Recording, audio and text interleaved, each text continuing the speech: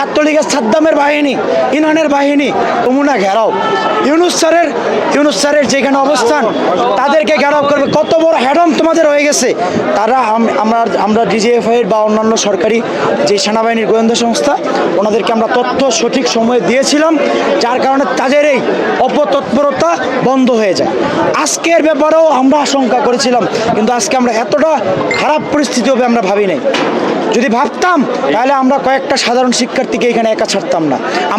আমাদের কি লাখো শিক্ষার্থী আছে না বাংলাদেশে? তাহলে অবশ্যই সবাইকে নিয়েই এদেরকে সামনে যাইতাম। আজকে আমরা বিশ্বাস করছিলাম যে আনসার বাহিনী মনে হয় আমাদের দেশের তাদের কাছে ছাত্ররা আমানত থাকবে, কিন্তু তারা আমানতের খেয়ানত করছে। তারা তো এই ফ্যাসিবাদের তারাও পাহারাদার ছিল। ওই দোসরদেরকে শনাক্ত করবে, ওই দোসরদেরকে সেনাবাহিনীর আওতায় তাদেরকে আগে দৃষ্টান্তমূলক শাস্তি হবে। এরপরে ছাত্রলীগের যেই গুন্ডারা, যেই সন্ত্রাসটা এখনো অস্ত্র নিয়ে বিভিন্ন জায়গায় মহড়া দিচ্ছে, তাদেরকে গ্রেফতার করা হয় নাই।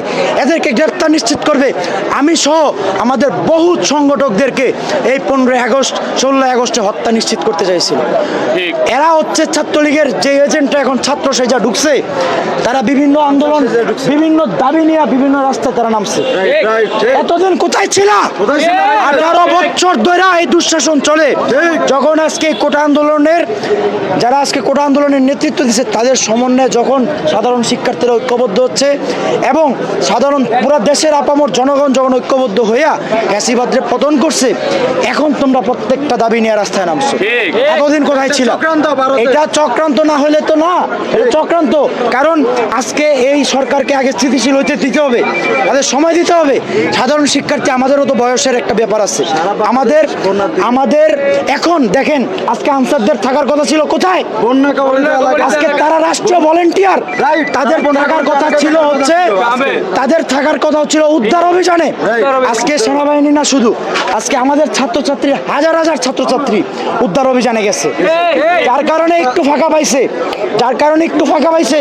এই ফাঁকার মাঝখানে দিয়া এই সন্ত্রাসীরা আবার ছাত্রদের বুকে গুলি চালাইছে। একটা ভারতীয় এজেন্ডা বাস্তবায়ন করার জন্য তারা রাস্তায় আবার নামছে। এরা হলো খুনি হাসিনার দোসর, ভারতের দালাল। ইনশাআল্লাহ আমরা ছাত্র সমাজ এটা কখনো সফল হতে দিব না। ওই জন্য আমরা যুদ্ধ কতটা অল্প সময়ের মধ্যে হাজার শিক্ষার্থীরা বিভিন্ন জায়গায় অবস্থান নিচ্ছে। অতএব ভয় পাওয়ার কোনো কারণ নাই। অতএব ওই সন্ত্রাসীদেরকে আবারও বলি, ওই যে বলছিলাম না, আওয়ামী লীগের পার্টি অফিস সহ 15 আগস্টে যারা বলছিল যে তারা ওইখানে সমাবেশ করবে, কোথায় থেকে জানি শপথ করছিল, কোন গুহার থেকে। 15 আগস্ট না, শুধু আমরা লিখিত দিয়ে দিলাম। আমরা ভদ্রভাবে বলতেছি, রাজনীতি করার প্রত্যেকটা সংগঠনের অধিকার আছে, ঠিক আছে। নাশকতা করার চেষ্টা, পুনরায় ছাত্র জনতার উপর হামলা করার চেষ্টা যদি কেউ করে, আপনারা দেখেন, পুনরায় যদি কেউ কোনো অবস্থাতে এই দেশে সন্ত্রাসী কার্যক্রম চালাইতে চায়, নাশকতা চালাইতে চায়, আমরা প্রত্যেককে, শুধু ছাত্র সমাজ না, ছাত্র জনতা মিলা যেভাবে স্বৈরাচারে সরাইছে, রাজনীতি করেন ভাই, যে যার রাজনীতি করেন সুস্থভাবে। সন্ত্রাসী কার্যক্রম যদি কেউ চালাইতে চান, দাঁত ভাঙ্গা জবাব। এবার শুধু দাঁত ভাঙ্গা না, চোয়াল ভাঙ্গা নিয়ে আসবে ছাত্র।